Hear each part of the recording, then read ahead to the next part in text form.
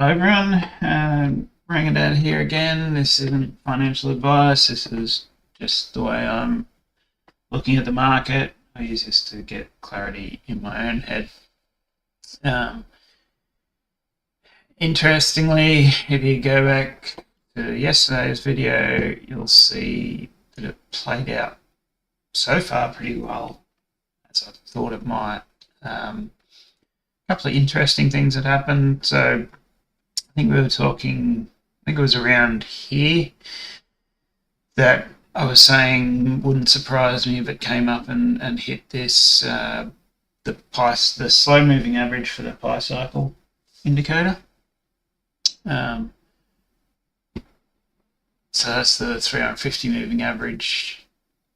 And typically in the past, that has been a point where Bitcoin's found resistance mid-cycle.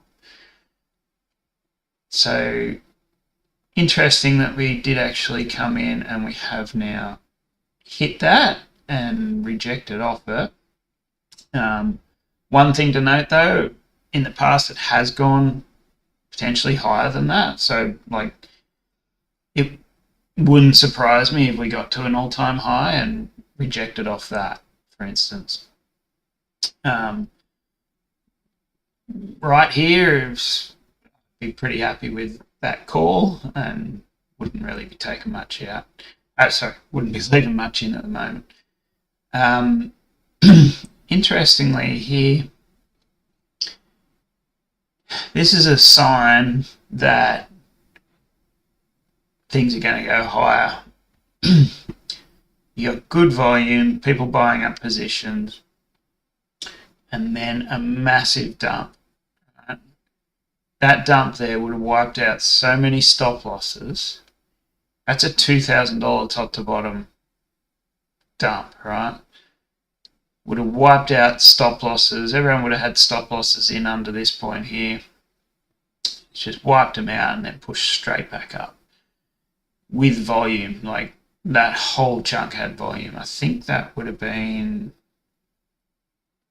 probably the Asia Open, actually. Would have been pretty close to that. So anyway, and then from there, obviously just dead sideways until up.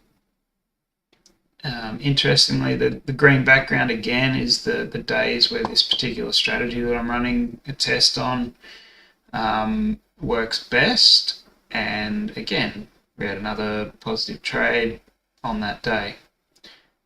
There were some, like if I was manually trading this, obviously the strategy works differently because that's just how you've got to do it with strategies, with bots.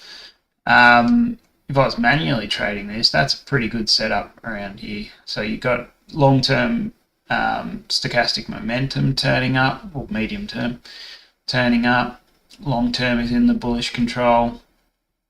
Short term is in bullish control, and you know your cyclic RSI is just turned bullish as well. So right around here would have been a really great entry. Potentially take profit there. That would have been a good take profit coming through the baseline, but also going into the bearish control. And again, you probably could have argued for another run up here as well. You're above the 50 EMA. It's holding above the 50 EMA. Yeah, it's a reasonably good time to be bullish. And this one here is a sort of a no-brainer entry, really. The bot obviously is not going to get a great entry compared to what you might normally, but it got one and it was an overall positive result. So yeah, so in this next day, I'd expect some movement around this level. If we break out of this level and hit all-time highs, so around that, I think it's 69k or so. Let's just go to daily.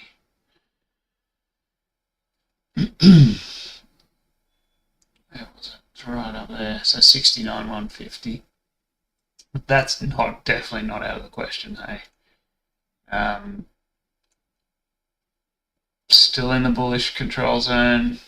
Cyclic RSI, most things are in bullish control zone at the moment. We are getting a little squash towards the top on all the stochastic momentum timeframes, which typically you will see some pullbacks around there. But again, it could be a pullback in time as well. So there's no guarantees it's actually going to go down any significant amount. Do I think it will? Yeah, I do. But where will it go down to? If we get much lower than 44, I would be very surprised. And it's going to take a while to even get there. So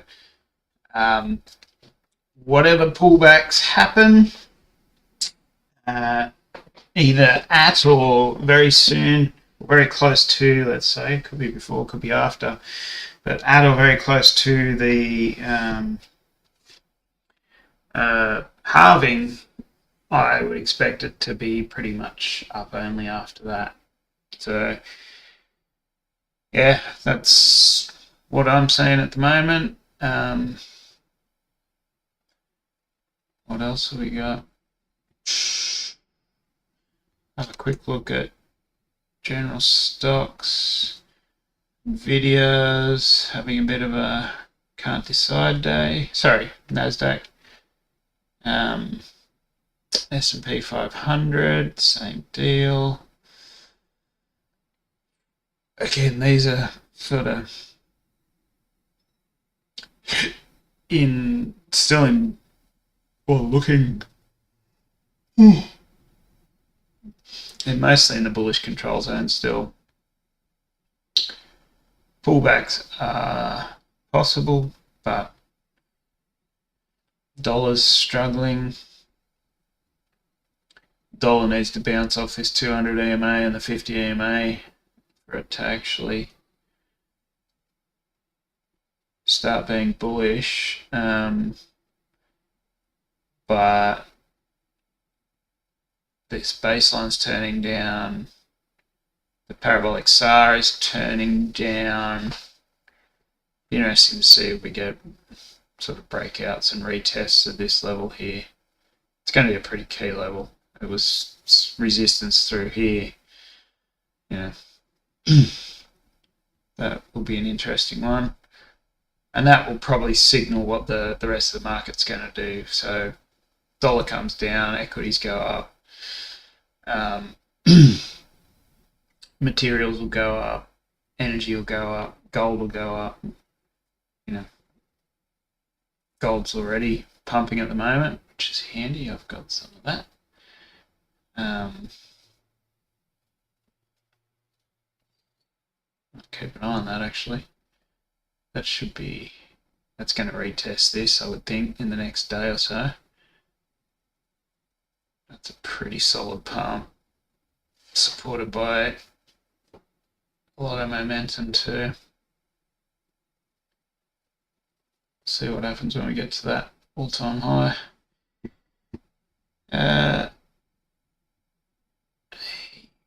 just going to have a quick look at the AUD. Yeah, it's struggling too. Not a huge amount, possibly because materials and energy is going well, and that actually helps our economy. The little canary in the coal mine is high yield bonds though. So high yield bonds hasn't followed the market like the NASDAQ and the S&P on this run. So that typically is an indicator that there's something people like the big guys aren't confident in. So look, if we get a breakout of this level here on high yield, I'd be a bit more interested in just saying, yeah, the market's going up. If we get a break below this, then I'd be expecting a pullback. In fact, you kind of, given this is going sideways and the market's pumping, you'd kind of expect a decent pullback on the market anyway. It's just a matter of when this is going to happen. Skew's kind of recovering a little bit. Treasuries is recovering a little bit as well. That's sitting around the 50 EMA. It's an interesting posturing on treasuries. It seems to want to push higher, but at the moment we've still got lower lows and lower highs. Need to break sort of above this level for me to think there's going to be a bigger sort of market correction. Sorry about the yawn, it's early here.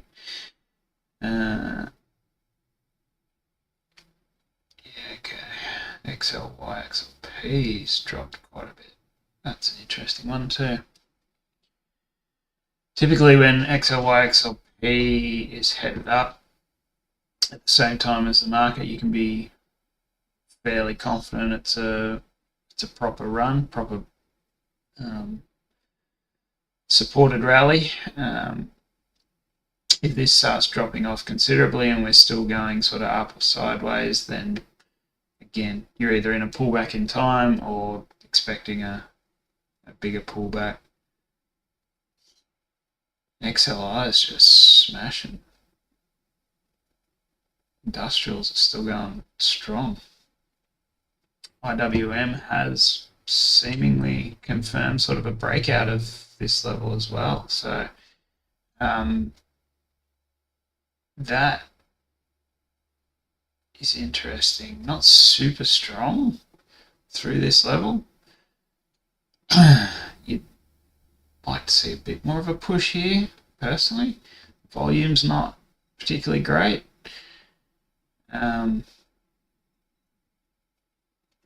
That makes me a little less confident that we're going to have any sort of decent bull run in equities. Nvidia's freaking smashing it still though. This thing's holding up. It's literally supporting the whole market. Yeah, that's crazy. I'm just going to have a quick look at that.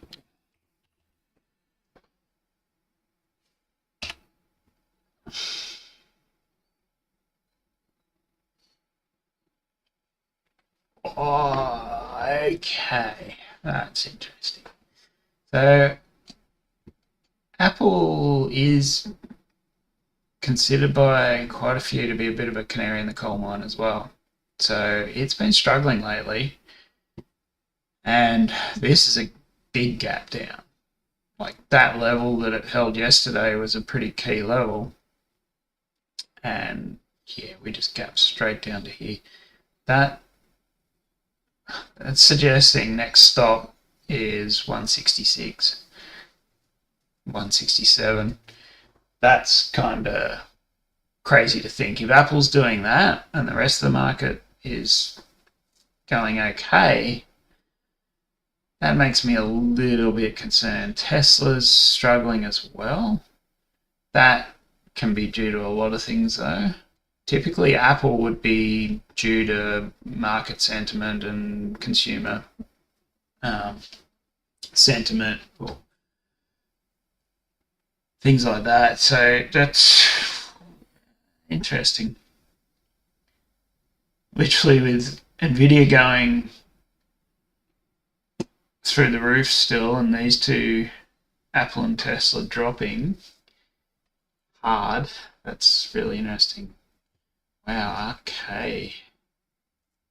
RK's got some volatility on it.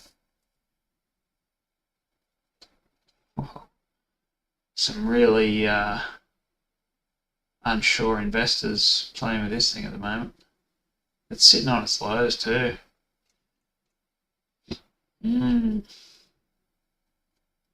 What's oil doing? Oil, that's just a retest of this high. That'll potentially see oil push up, which you would kind of expect if the market does pull back, I would think. Copper doesn't look particularly great, which again, if that drops, suggests the market's going to drop as well.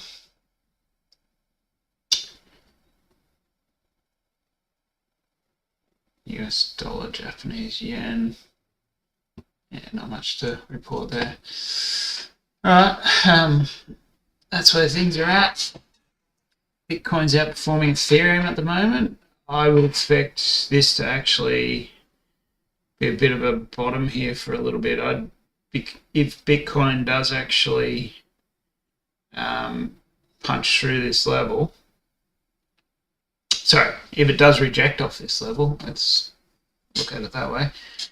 If it rejects off this level, then that I would expect to see most people moving out of Bitcoin into the alts. So Ethereum will get a run, Solana, Matic, all those guys will get a run.